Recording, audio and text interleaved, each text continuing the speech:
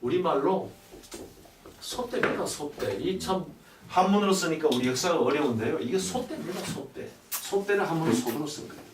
자, 신단 이게 바로 신단수입니다. 소대가 신단수예요.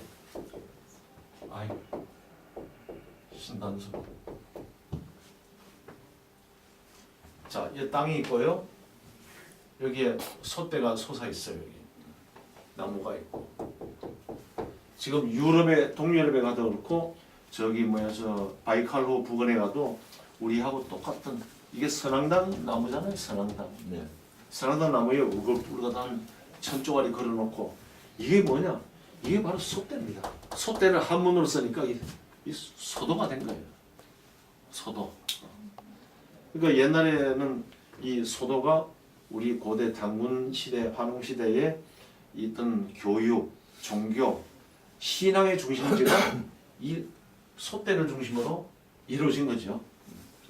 기독교 국가에서는 교회를 중심으로 이 형성이 되잖아요. 마을이 형성이 되고 하듯이 고대 시대에는 이 소대를 중심으로 이 마을이 형성이 되고 이 생활 반경이 형성이 됐죠. 이게 중요한 신성시하는 곳이 소대인데 한문으로 써서 소도가 됐는데 이 한문으로 쓰니까 도대체 뭔 말이죠? 이게 소대입니다.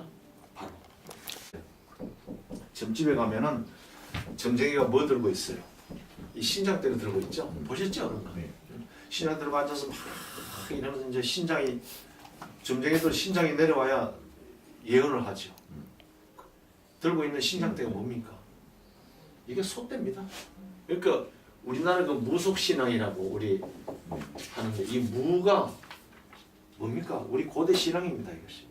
이 소대 신앙 점쟁이들이 들고 있는 그 신장대 이게 다 같은 이야기입니다. 신장대. 왜 이거를 만들어 놨냐? 천신이 그냥 내려오는 게 아니고 이 나무를 타고 천신이 하강하는 겁니다. 천신이 나무를 타고 하강. 내려오는 길입니다. 이게 천신이 그냥 내려오는 게 아니고 또 점쟁이들이 들고 이 신장대 막 흔드는 게 뭡니까? 자기가 모시는 점쟁이가 모시는 주신 뭐 삼각선 산신령 뭐 이런 분들이 신장대를 타고 내려오는 거예요. 내려와서 접신이 돼야 남의 예언을 해주는 거죠. 이게 바로 소대가 그런 역할을 하는 겁니다. 이 천신이 내려오는 거. 우리 책에 보면 맨날 그러잖아요. 어디에 내려와요? 신단수 아래 내려왔다. 신단수 아래 내려왔다 하잖아. 맨날 신단수 하는 얘기가 이 삼각산 산신령이 이 신장대 타고 내려오시 그런 현상을 이게 이야기한 겁니다. 무슨 말씀인지 알겠죠? 그래서 우리 고대사는 이 선의 개념, 그 다음에 무의 개념 이걸 이해 못하면요 신단수를 이해를 할 수 없어요. 이 신단수는 하늘의 천신이 내려오는 길입니다. 그래서 여기 보면 늘 신단수 아래 하강하고 나오잖아요. 신단수 아래. 그것이 오늘날 무속신앙의 점쟁이들이 갖고 있는 신장대입니다. 그 저기 뭐야 초 꽂는 것도 속대라 그러지 않아요? 예. 그 제가 지낼 때 이렇게 양쪽 예. 이렇게 초 이렇게 그거 속대라 그러잖아요. 예. 그게 그 의미죠. 그렇죠. 타고 내려오는 예. 거죠. 그러니까 그 이런 강의는요 밝혀서 그렇죠. 힘을 네, 신대. 보고 네. 다른 데서 못 들으셨죠. 이런 거는 진짜 무속하고 선하고 이런 거를 깊이 공부를 하면은 이게 연관이 나오죠. 근데 뭐 강단에 있는 선생님들 신단수 물어보면 왜 단군이 맨날 신단수에 내려왔다 그러냐 설명해봐라면 그 사람들 설명 못합니다. 그래서 우리 한상 와서 공부를 좀 해야 돼요. 신단수 이꼬르 점쟁이가 갖고 있는 신장대. 그래서 늘 단군이 내려오는 데가 어디냐? 환웅이 내려오는 데가 어디냐? 신단수, 이 소도로 내려오는 거예요. 그래서 소도가 여기가 신성시하는 땅이 되는 거죠. 오늘 좋은 거 배우셨습니다. 박수 안 쳐요, 이럴 때. 환웅은 마침내 선신으로서 가르침을 만들고 경계를 베풀어 무리를 모아 서약을 시켜 선악을 상주고 벌하는 법을 갖게 하였다. 이로부터 슬그머니 토벌하여 벌할 뜻을 품었다. 이거는 또 뭐 삼국유사류에 나오는 범 42페이지. 우리 또 유국장님 한때 천하가 셋으로 나뉘어 서로 대치하고 있었으니 타계 북쪽에 대효가 있었고 동쪽엔 창힐이 있었으며 서쪽엔 황제 헌원이 있었다. 이들은 서로 군대를 가지고 승리를 차지해 보려고 했으나 아무도 이르지 못하였다. 처음 황제 헌원은 치우보다 일어남이 조금 늦더니 싸움마다 이로움이 없자 대효에 의존코자 했으나 이룰 수 없었고 또 창힐에 의존코자 했으나 그것도 뜻대로 안 되었으니 이는 두 나라가 모두 치우의 무리였기 때문이다. 대효는 일찍이 간지의 수를 배웠고 창힐은 부도의 글을 배웠다. 당시의 제후들이 신하로서 섬기지 않는 자가 없음이 이 때문이다. 네. 당시에 제후들이 신하로서 섬기지 않는 자가 없었다. 누구를요? 치우를. 치우. 근데 여기 이제 천하가 셋으로 나누어 있다 그러는데 하나는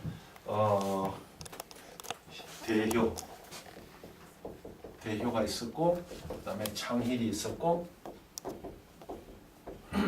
그다음에 헌원이 있었다. 이 기록 봤을 때는 창힐이나 헌원이나 대효나 서로 이 각자 세력을 갖고 있는 집단들이죠. 그렇잖아요. 근데 사기에서 뭐라 그랬어요? 그 중국의 글자를 만든 사람이 창힐이죠. 문자를 최초로 만든 사람이 창힐인데 창힐은 황제의 신하라 그랬어요. 이게 얼마나 큰 역사 조작입니까? 사기에 뭐라 그랬어요? 창힐은 문자를 만든 사람인데 황제 헌원의 신하였다. 근데 우리 기록에는 뭐라고 되어 있습니까? 각자 다른 세력이 있죠. 각자 다른 세력이 이 황제 헌원이 여기에 다 의지해 보려고 했는데 의지를 하지 못했다. 왜? 이 사람은 다 우리 치우의 영향권에 속하는 동방족이기 때문에 여기 의지할 수가 없었다. 그러면 창힐이 문자를 만든 것도 뭡니까? 이 사람 동방족이죠. 중국 사람들은 창힐을 이제 지들 서방적으로 꾸며놓고 황제의 신하로 꾸며놓은 거죠. 결국 중국의 문자를 만든 사람은 황제로 만들기 위해서 조작한 거예요. 창힐은 황제 헌원의 신하가 아니죠. 각자 세력을 갖고 있는 사람들이고.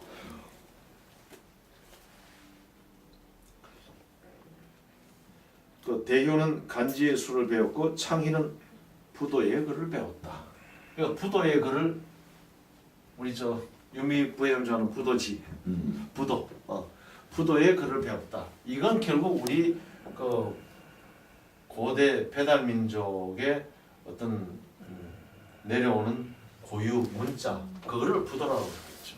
그 고유 문자를 배웠다. 그거를 배워서 결국은 세 발자국을 보고 글자를 만들었다고 하는 사람이 창힐인데 결국 창힐이 만든 문자도 우리 동방 문자다.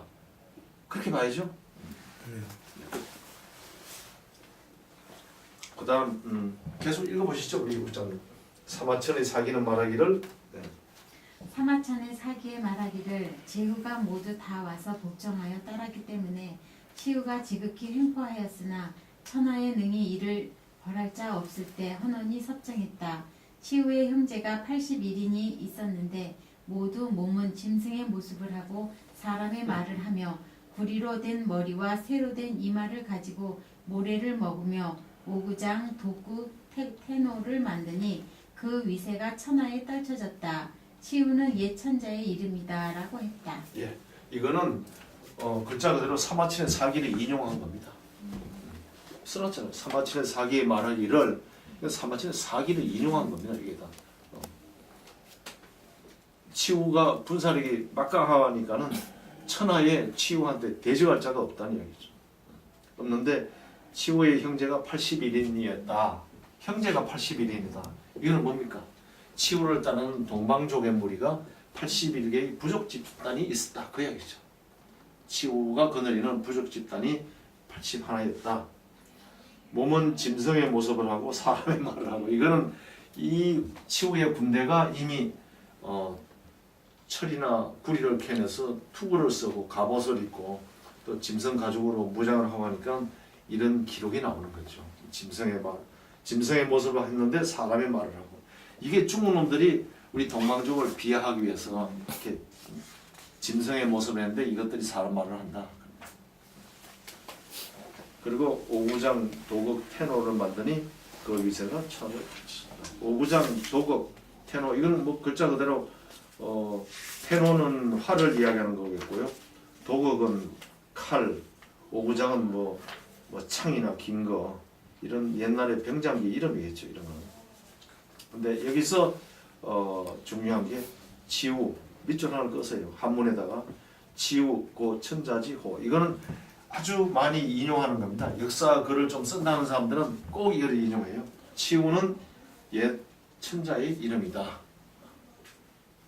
이 헌원이 섭정했다는 건 뭐 헌원이 황제 헌원이 뭘 어디를 섭정했다는 거예요? 그 거기 저 원문을 한번 보시면은요.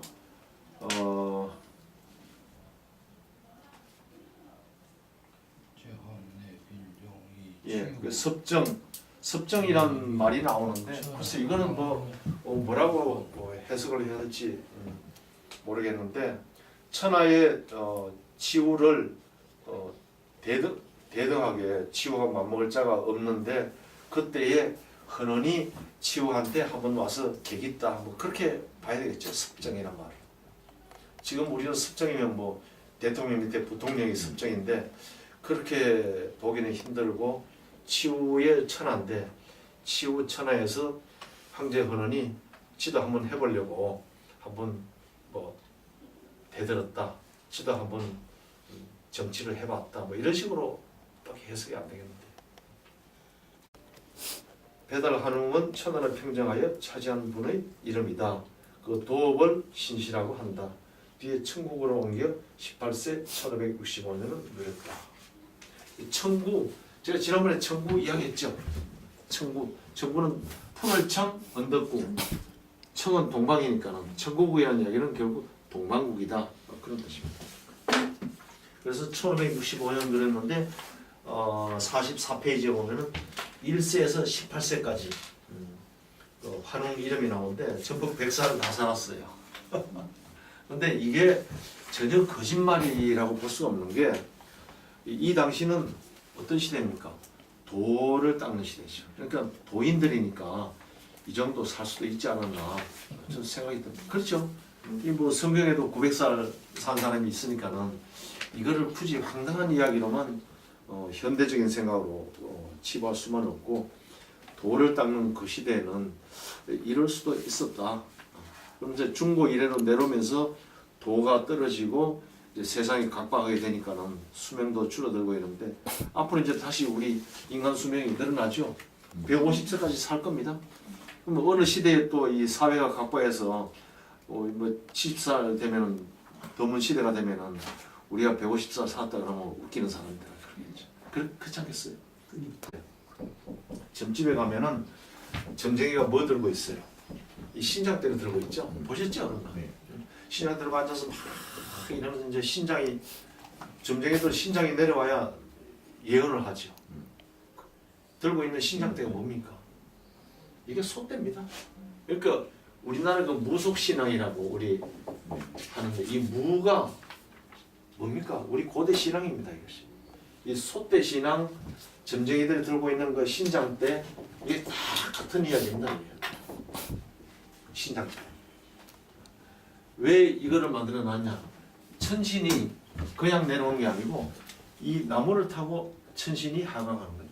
천신이 나무를 타고 하강. 내려오는 길입니다. 이게 천신이 그냥 내려오는 게 아니고 또 점쟁이들이 들고 이 신장대 막 흔드는 게 뭡니까? 자기가 모시는 점쟁이가 모시는 주신 뭐 삼각선 산신령 뭐 이런 분들이 신장대를 타고 내려오는 거예요. 내려와서 접신이 돼야 남의 예언을 해주는 거죠. 이게 바로 솥대가 그런 역할을 하는 겁니다. 이 천신이 내려오는 거. 우리 책에 보면 맨날 그러잖아요. 어디에 내려와요? 신단수 아래 내려왔다. 신단수 아래 내려왔다 하잖아요. 맨날 신단수 하는 얘기가 이 삼각산 산신령이 이 신장대 타고 내려오시 그런 현상을 이게 이야기한 겁니다. 무슨 말씀인지 알겠죠? 그래서 우리 고대사는 이 선의 개념, 그 다음에 무의 개념 이걸 이해 못하면요 신단수를 이해를 할 수가 없어요. 이 신단수는 하늘의 천신이 내려오는 길입니다. 그래서 여기 보면 늘 신단수 아래 하강하고 나오잖아요. 신단수 아래. 그것이 오늘날 무속신앙의 점쟁이들이 갖고 있는 신장대입니다.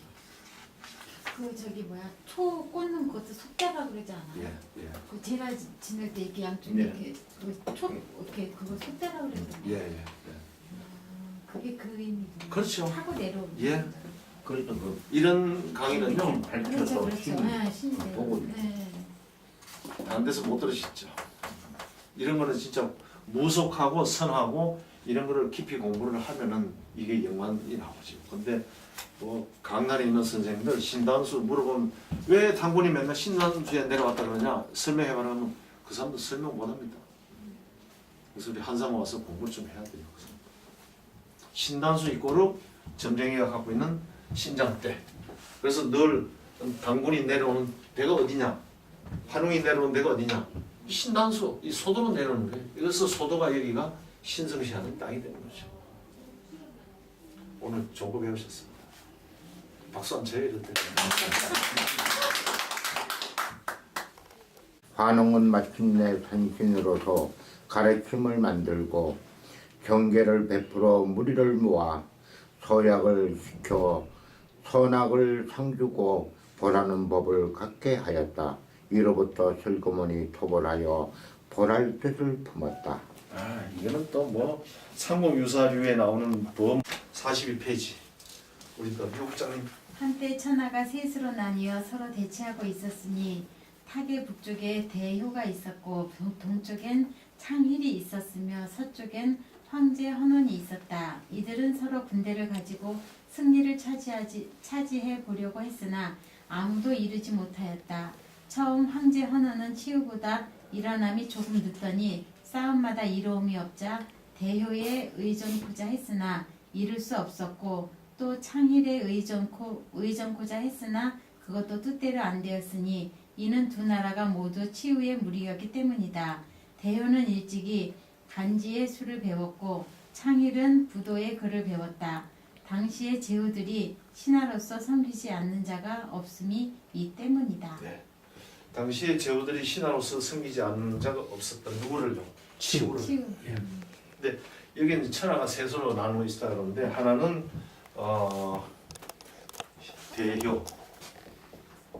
대효가 있었고 그다음에 창힐이 있었고 그다음에 헌원이 있었다. 그럼 이 기록 봤을 때는 창힐이나 헌원이나 대효나 서로 이 각자 세력을 갖고 있는 집단들이죠. 그렇잖아요. 사기에서 뭐라 그랬어요? 그 중국의 글자를 만든 사람이 창힐이죠. 문자를 최초로 만든 사람이 창힐인데 창힐은 황제의 신하라 그랬어요. 이게 얼마나 큰 역사 조작입니까? 사기에 뭐라 그랬어요? 창힐은 문자를 만든 사람인데 황제 헌원의 신하였다. 근데 우리 기록에는 뭐라고 되어 있습니까? 각자 다른 세력이 있죠. 각자 다른 세력이 이 황제 헌원이 여기에 다 의지해 보려고 했는데 의지를 하지 못했다. 왜? 이 사람은 다 우리 치우의 영향권에 속하는 동방족이기 때문에 여기 의지할 수가 없었다. 그러면 창힐이 문자를 만든 것도 뭡니까? 이 사람은 동방족이죠. 네. 중국 사람들은 창힐을 이제 지들 서방족으로 꾸며놓고 황제의 신하로 꾸며놓은 거죠. 결국 중국의 문자를 만든 사람은 황제로 만들기 위해서 조작한 거예요. 창힐은 황제 헌원의 신하가 아니죠. 각자 세력을 갖고 있는 사람들이고.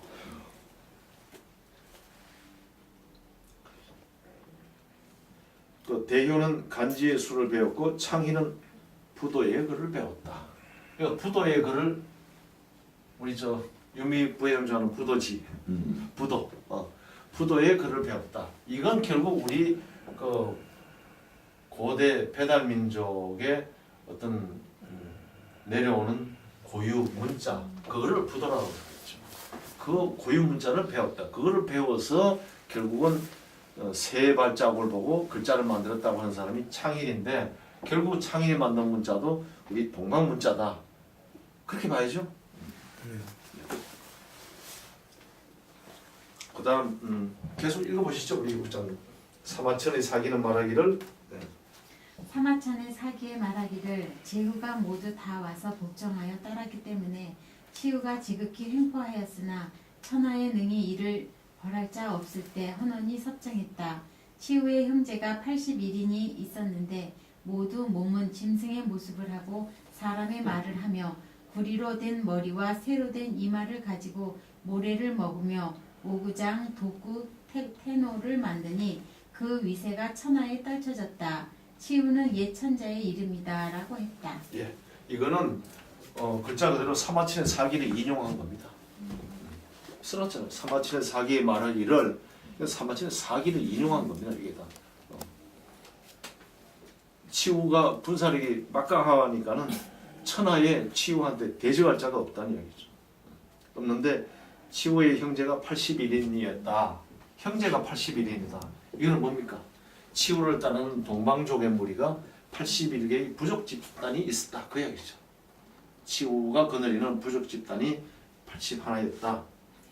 몸은 짐승의 모습을 하고 사람의 말을 하고 이거는 이 치후의 군대가 이미 철이나 구리를 캐내서 투구를 쓰고 갑옷을 입고 또 짐승 가죽으로 무장을 하고 하니까 이런 기록이 나오는 거죠. 짐승의 모습을 했는데 사람의 말을 하고 이게 중국 놈들이 우리 동방족을 비하하기 위해서 이렇게 짐승의 모습을 했는데 이것들이 사람 말을 한다.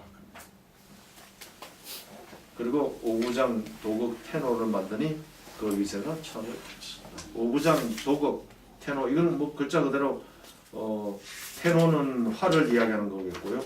도극은 칼, 오구장은 뭐 창이나 긴 거 이런 옛날의 병장기 이름이겠죠. 이런 거는. 근데 여기서 중요한 게 치후 밑줄 하나 끄세요. 한문에다가 치후, 고, 천자지, 호 이거는 아주 많이 인용하는 겁니다. 역사 글을 좀 쓴다는 사람들은 꼭 이걸 인용해요. 치후는 옛 천자의 이름이다. 이 헌원이 섭정했다는 건 뭐 헌원이 황제 헌원이 뭘 어디를 섭정했다는 그 거기 저 원문을 한번 보시면은요.